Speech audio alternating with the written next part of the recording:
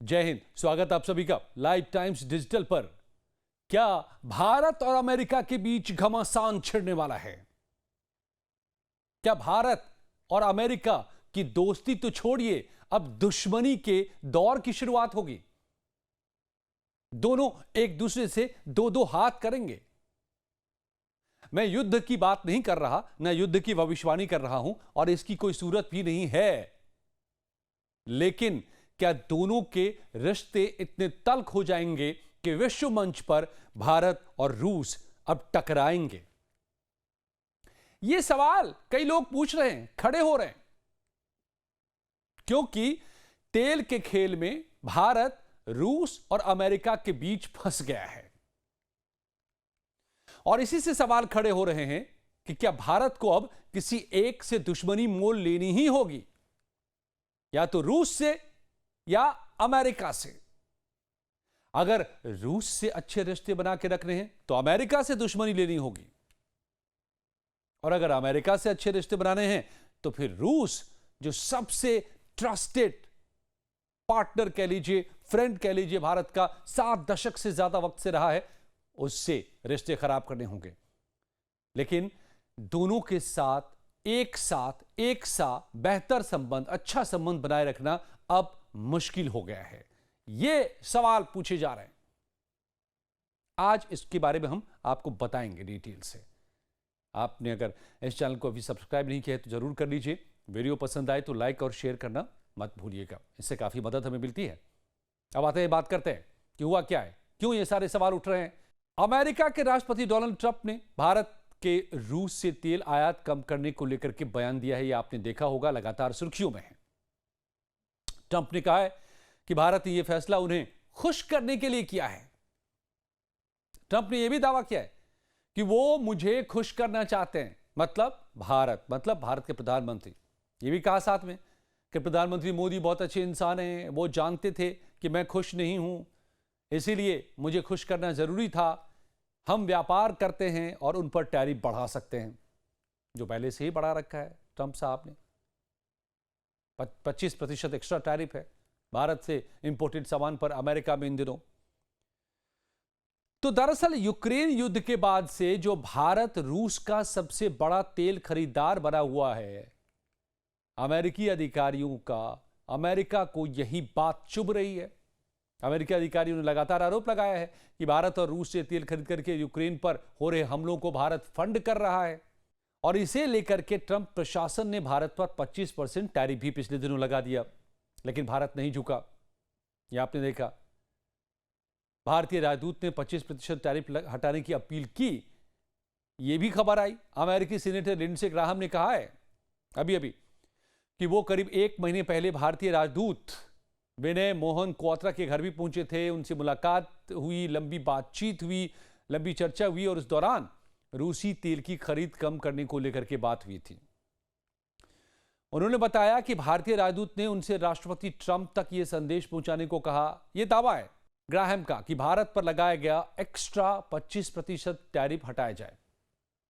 Lindsey Graham के मुताबिक भारत अब पहले के मुकाबले रूस से काफी कम मात्रा में तेल खरीद रहा है। इस मुद्दे को बातचीत में प्रमुख रूप से उठाया गया था। भारत ने 4 साल बाद रूस से तेल आयात कम किया है। अब देखिए, यहां से इस कहानी को समझिए। जो सवाल उठ रहे हैं और जो आशंका जताई जा रही है कि क्या अब घमासान छिड़ेगा भारत और अमेरिका के बीच में, या नहीं तो रूस से संबंध खत्म करना पड़ेगा, या रूस को नाराज करना पड़ेगा, या रूस और भारत के बीच के संबंधों में तल्खी पैदा हो सकती है। इन सब सवालों के जवाब आपको अब मिलेंगे। भारत ने धीरे धीरे, ये अमेरिका ने भी दावा किया है और आंकड़े भी बता रहे हैं कि भारत ने धीरे धीरे रूस से तेल खरीदना कम किया है। हालांकि इसका मतलब जो अमेरिका समझ रहा है कि ट्रंप को खुश करने के लिए भारत ऐसा कर रहा है, और कह रहे हैं, ट्रंप तो बड़बोले हैं, हर बात को, डिप्लोमेटिक बातों को भी सार्वजनिक मंच पर बोलते हैं, जो आज तक कभी रवायत नहीं रही पूरी दुनिया में। लेकिन वो हर बात आकर के उनके पेट में कोई बात रहती नहीं है। हर रोज सुबह उठते हैं, प्रेस कॉन्फ्रेंस करते हैं और सारी बातें उगल देते हैं। तो उन्होंने कहा कि भारत उनको खुश करने के लिए ही अब रूस से तेल कम खरीद रहा है। जिसका मतलब क्या रूस से तलखी होगी। यह भी दावा है कि भारत ने 2021 के बाद, और यह फैक्ट है, कि पहली बार रूस से कच्चे तेल की आयात को घटाया है। इसकी रिपोर्टिंग भी हुई है। भारत का रूसी तेल आयात नवंबर में करीब 17.7 लाख बैरल प्रतिदिन था, जो दिसंबर में घट करके लगभग 12 लाख प्रति बैरल रहने का दावा किया गया है। आने वाले वक्त में यह 10 लाख बैरल प्रतिदिन से भी नीचे जा सकता है। जनवरी में आने वाले आंकड़ों में भारत के रूसी तेल आयात में बड़ी गिरावट भी दिख सकती है। नवंबर 21 से रूस की दो बड़ी तेल कंपनियों रोसनेफ्ट और लुकोइल पर अमेरिकी प्रतिबंध लागू हैं।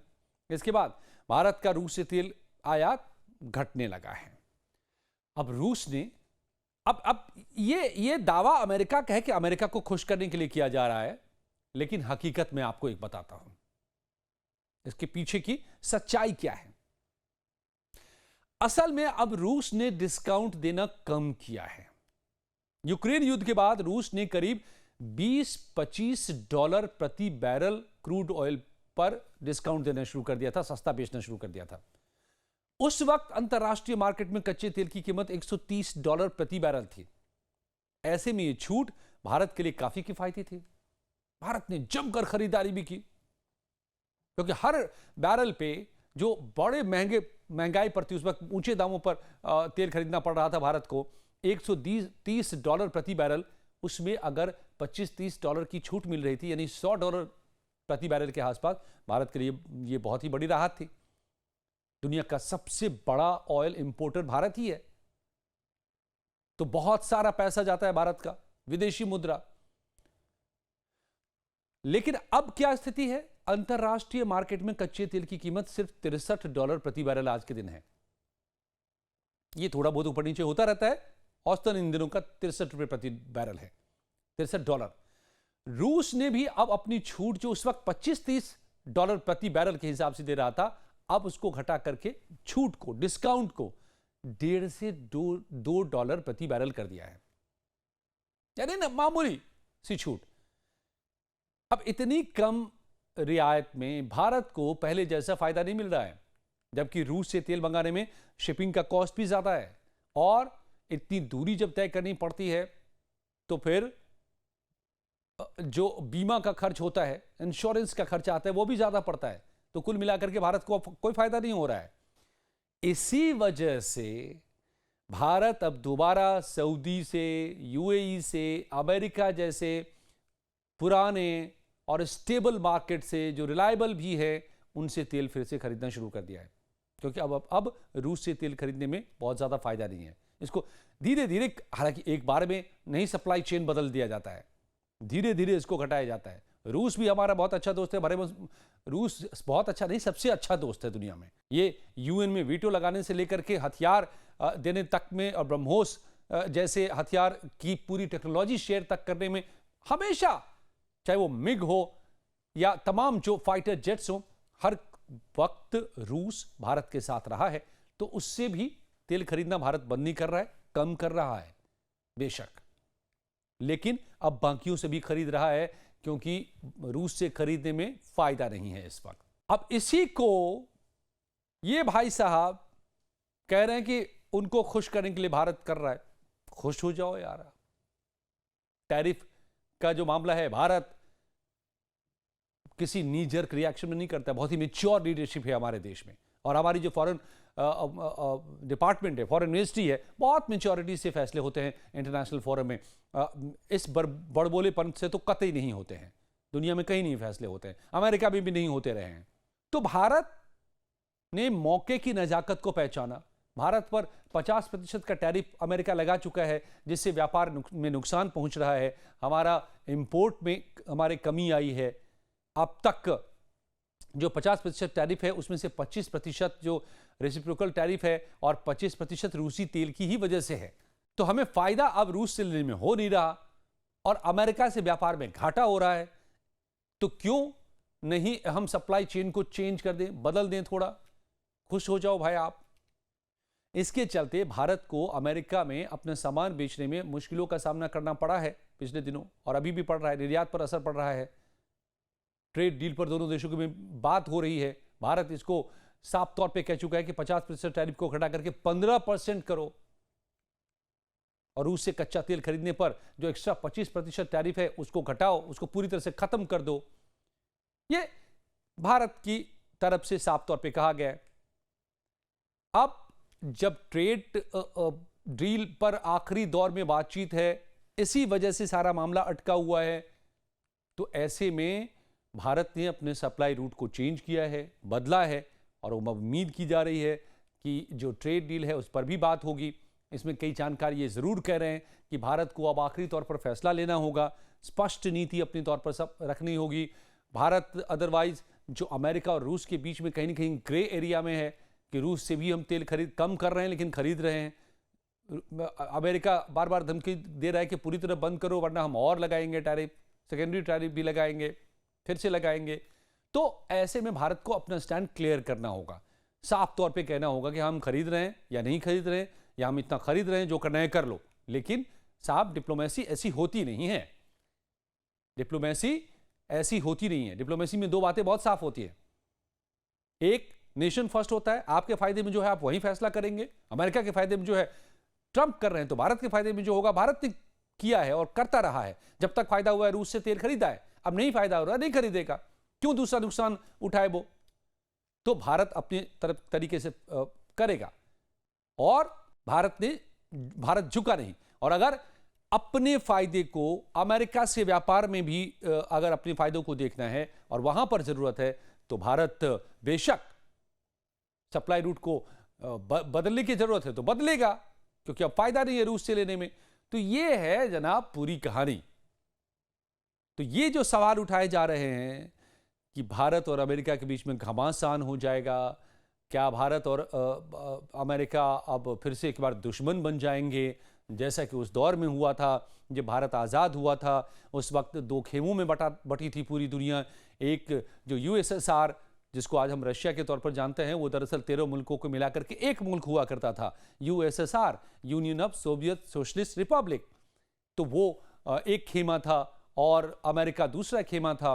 कोल्ड वॉर चल रहा था, दोनों के बीच में टकराव थे, लड़ाई के हर वक्त आसार बने रहते थे, और दोनों ही एटॉमिक पावर्स थे, इसलिए जंग छिड़ी नहीं, क्योंकि अगर जंग छिड़ती तो सब खत्म हो जाता, पूरी धरती तबाह हो जाती। लेकिन कोल्ड वॉर जारी रहा, दुनिया तनाव में रही, दोनों देश हमेशा टकराते रहे, और पूरी दुनिया इन्हीं दोनों खेमों में बट गई थी। अमेरिका ने चाहा था कि भारत उसके पीछे हो ले, भारत ने इनकार किया। पंडित नेहरू ने कहा कि हम रूस के पीछे जाएंगे, न हम अमेरिका के पीछे जाएंगे, हम अलग रहेंगे। एक गुट निरपेक्ष मूवमेंट चलाया उन्होंने, और इसकी वजह से अमेरिका नाराज हो उठा, जो कि दशकों तक रहा। आखिरकार जब नरसिम्हा राव का दौर आया, उस दौर में इस रिश्ते को बेहतर करने की कोशिश शुरू हुई। जब फाइनेंस मिनिस्टर हुआ करते थे मनमोहन सिंह, और जब वाजपेयी बने प्रधानमंत्री, उस दौर में लगातार वो 4 साल तक 4 बार गए, और वहां से फिर शुरुआत हुई।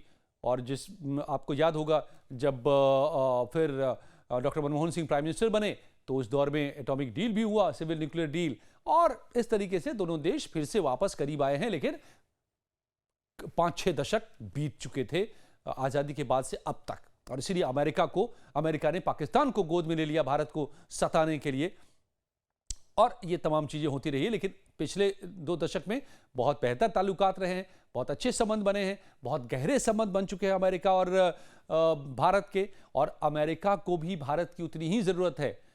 भारत का सिर्फ व्यापार का मसला नहीं है, भारत चीन है, और उसको काउंटर करने के लिए, बैलेंस करने के लिए भारत ही अमेरिका के साथ है। पाकिस्तान से कुछ होना नहीं है। पाकिस्तान तो खुद चीन की गोद में जाकर बैठा हुआ है, चीन को बेच दिया पाकिस्तान ने खुद को, ये भी हम चाहते हैं सीपेक के जरिए। तो कुल मिलाकर के दोनों देशों के बीच में तनातनी थोड़ी हो सकती है, खटपट कुछ हो सकता है, थोड़े बहुत जो व्यापार को लेकर के और टैरिफ को लेकर के हुआ है वो हो सकता है। ये सारे मामले निपट जाएंगे तभी, जैसे रूस और यूक्रेन का युद्ध बंद हो जाएगा, जो कि हो ही जाएगा, इसकी भी कोशिशें तमाम जारी हैं, तो ये सारी बातें ऐसे ही समाप्त हो जाएंगी। तो कोई घमासान नहीं होने जा रहा है कुल मिलाकर के, और भारत अपनी दोनों तरफ, एक तरफ रशिया को, एक तरफ अमेरिका को, दोनों से दोस्ती बरकरार रख पाएगा आने वाले दिनों में। तो आपको कैस आप क्या सोचते हैं, आपकी क्या राय है इस पर, ये हमें ज़रूर बताइएगा। वीडियो पसंद आई हो तो इसे लाइक और शेयर ज़रूर कीजिएगा। बहुत बहुत धन्यवाद।